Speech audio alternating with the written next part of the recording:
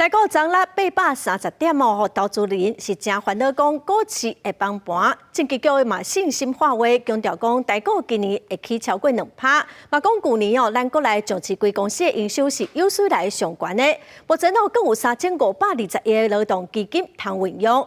另外，美国总统川普嘛拄啊宣布讲要暂停关税政策30天哦，所以今仔台股嘛淡薄仔回升，今仔是收伫22793点，是起99点。台股伫咧初三开红盘，重盘830点，随是过年了开盘第2天暂时回升。北台股上悬的22934点，上大宽台股台积电也起带动反攻。开盘约悬15块，尾就慢慢爬，上悬到1095块，期待是回升27条。今天的盘势只能算是说初步的止跌回稳，因为毕竟说很多全指股，包含像是广达，它其实还是在破底的状态啊。目前关税的议题算是短线上暂缓了。投资人紧张政治会也信心发挥，讲2005年1日到1月30日，台股起2.13%。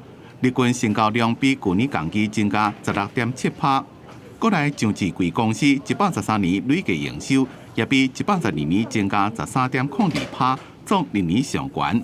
台股的基本面真好。我们其实每一天都在市场里面，我们纯粹要先从产业面、基本面、整体的经济面等等的因素去判断该做什么样的最好的布局。根据了解，劳动基金估计有3520亿会当支援台股。